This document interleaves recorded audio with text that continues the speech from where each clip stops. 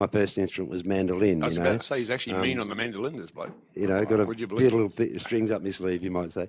But so finally, I'm sort of putting a bit of stuff together because I've got my own band now.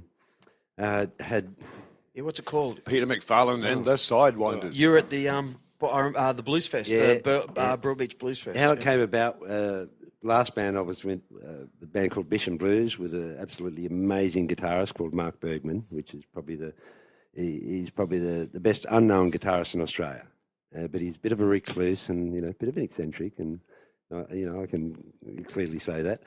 And we were just three mates who got together, and we used to do a lot of 70s stuff and turn it on its ear and do completely different versions of the originals. And we were there for the music's sake and having a lot of fun with it, and kind of bit bluesy based, bit 70s based. Then 5 years later, Mark says, I don't want to do this anymore. So, it was a bit of a shock to us. But it was a case of, all right, I'll start my own band because if I have anyone come and go, I can just go and get another player to replace them. Yeah. Whereas, as we're three-piece, got a bit of a choke coming up here. Oh, yeah. As we're three-piece, we're mates. So we played as mates together. One hell of a band, by the way. It was such a pity. Isn't that a Freudian thing? I've got a bit of a throat thing trying to talk about it. So I thought I'd go and start my own band, kind of blues-based, because there's a bit of a market out there for blues music these days. And I've got some great players in the band, really have. So I'm really kind of impressed with, how it's all been going.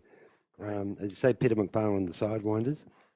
We've got the guitarist from John English Band, Stretch, Keith Kerwin. A fella from Tasmania on bass, Charles Longy.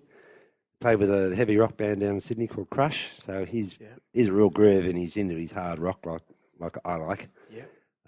And lady on keyboards, Mel Rodriguez, from Canada. So she's, pretty good, big on the blues and jazz scene over in Canada. So she knows her way right around the keyboards. She's going out with one of the, I think one of the voice artists or one of the Australian Idol artists. I'm not sure. She backs. Yeah. But so she does, a bit of stuff in her Who's own on right. vocals? Yourself? Yeah, and so I'm singing. Is that your first time on? Well, with the last band, we all took turns of singing vocals. And so I thought, well, I've got enough confidence and enough, practice now to be able to do it.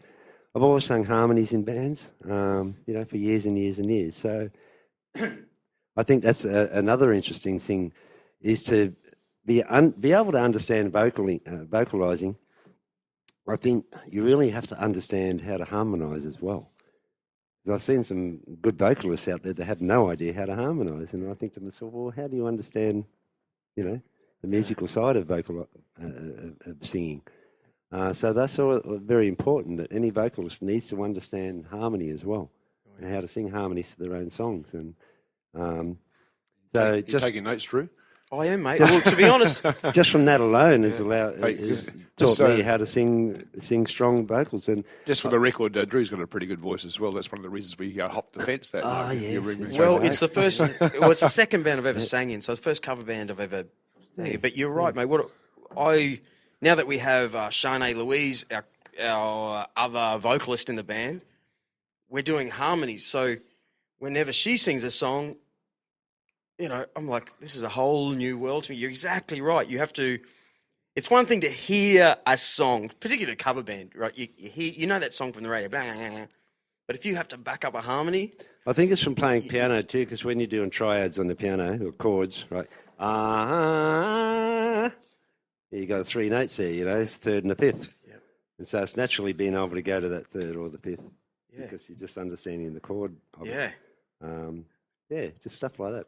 And just doing loads of practice and rehearsal is the. You just get used to it, after years of doing it. Have you ever seen that film that Dave Grohl put together? Sound, what's it called? About that studio. Don't let me butcher it. What is it? Yeah, I'm trying to think of the name myself. Sound, I've seen it. It's great. Yeah, that studio. something sound. Yeah. Anyway, the whole movie ends up by him saying, I haven't seen it. "You can have it." Oh, mate, I've got to send it to you. At the end of it, this whole movie about this classic studio that all the Fleetwood Mac stuff, like Nirvana, all these huge records, like came from this dodgy little industrial estate studio in the back of LA. What's it called? Yeah, and this one Neve desk, you know, that he ended up buying because the place went broke. Got a Neve, yeah.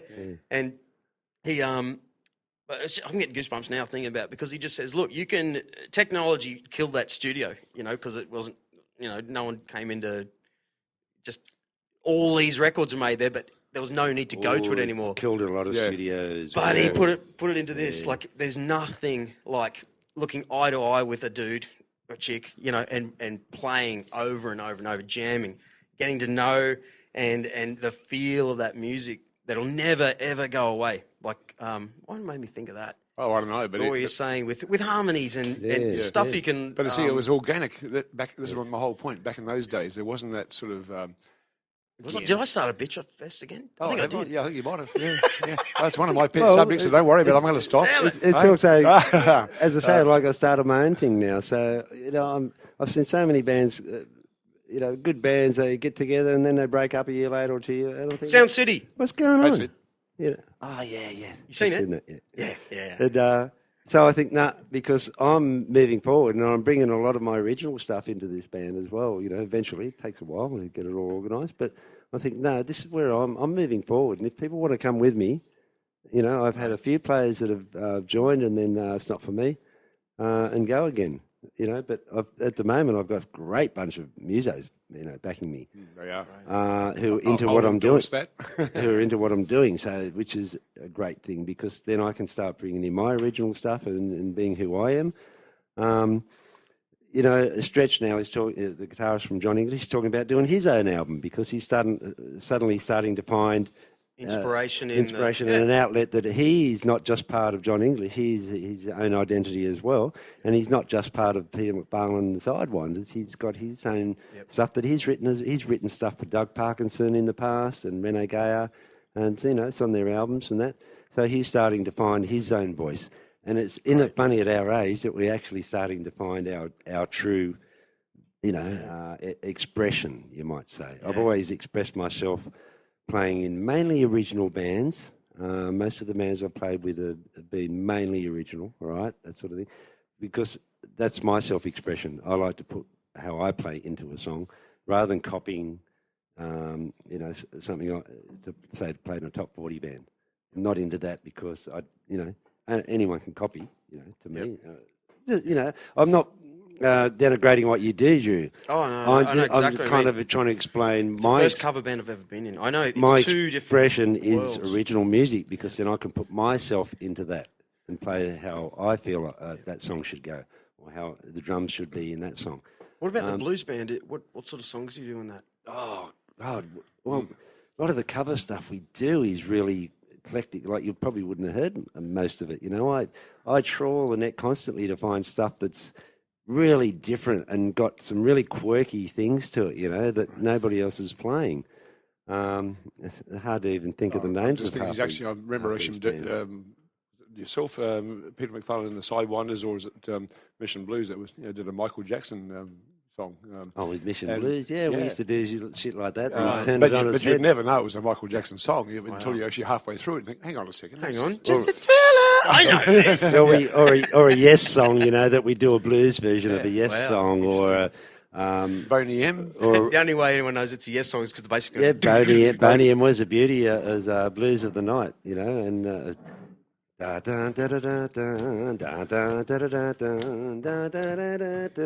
we put it into a blues. Those Boney M songs are great, by the way. Turn into a blues song. Yeah. Wow. So that's why we, have fun turning songs. It's not on really their head. blues though, Peter. We used to have a chat about this way back when I was helping promote Mission Blues in the Jam.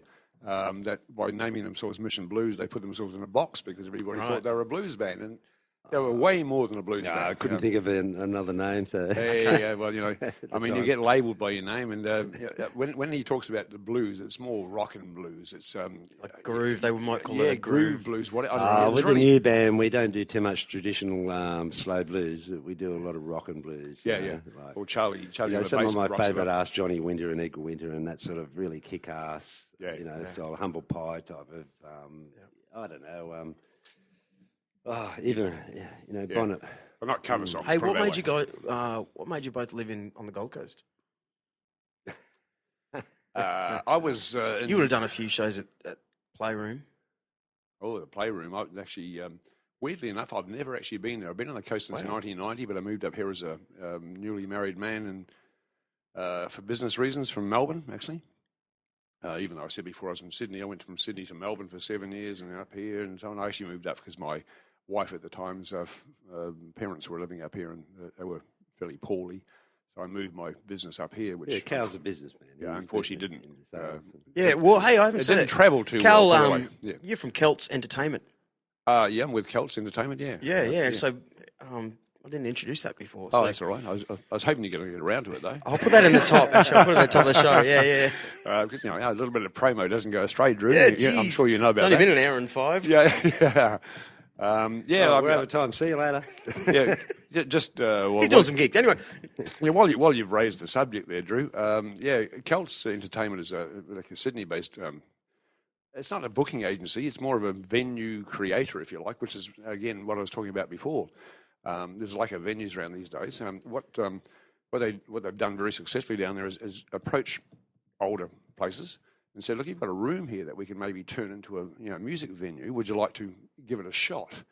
And obviously, without big noting what they can do is slowly but turn into a music venue. And now we're talking about some very successful music venues, and they have access to a lot of big name acts. And just through association and my Facebooking that I do all the time, and through people that know me, I was approached to become their Queensland manager and open up a Queensland office up here, which I'm really excited about because that's my passion. It's what it's all about. I really believe in the fact that there is a future for live music. It just takes people, as I said before, with a passion to go out and do some hard yards and knock on doors and spend some time getting off their bums promoting it. Well, thanks for mentioning that, mate, because we got big ideas up here, man. Gave Cal a couple of missions in the early days with Mission Blues to go out and score a couple of venues, and he actually did. He scored a couple that didn't have live music that actually got our band into. Now they're fully fledged live music venues. Excellent. On the coast. Yeah. Brilliant.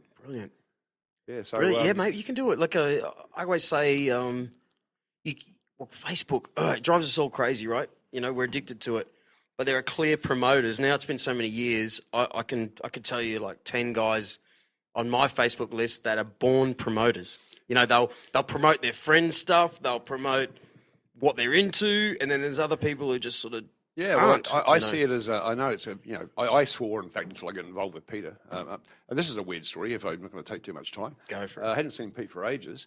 I've actually known him and his lovely wife, Kerry, for a long time now, but we spent years apart, or when I say apart, but, without seeing each other. And I actually ran into him one night at the Ashmore Tavern. I went to go and have a beer with a mate, and here's Pete setting up his band. And I said, what are you doing? He said, I've got this jam happening. And that's how I got back in, I really got involved. And then being an ex-salesman, come marketer, come, I don't know, big noter or whatever, I said before, musos can't really, as a rule, promote themselves. I said, I'll give you a hand. And I actually got on Facebook, something I swore I'd never do.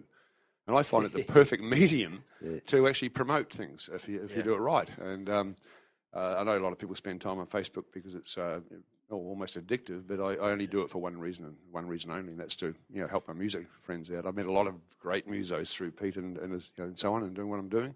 I love being involved with them, as yourself. I do it because I love it. Yeah. No other reason. Same as Pete plays music. So, So you're a born promoter of it. So I think I'm a failed. You're the man. I'm a wannabe musician who never got to be a musician, who's always wanted to. My son became a musician against his own will because he wanted to be a basketball player. It was a bloody good one, and I kept saying, I'll buy you a guitar. When he turned 16, I bought him a guitar, thinking he would just throw it away, and within 3 weeks he taught himself to play it, and then now That's all he's ever done since. He's now 32. Wow, that's what I struggle with now. Is like, do I want to give my? Do I want them to be musicians? Like, you know what I mean? There's happiness and there's money, right? You know what I mean? Like, Well, you need money to pay the bills. Well, you look, do. Do you want to see your own kids doing Then again, a cover band gig I for t- $200? Yeah, I've that- apologised to Sean. Sean Michael Millar, by the way. champion. I taught my kid 5 different instruments through primary school, right? He took the being a sportsman. Now, it's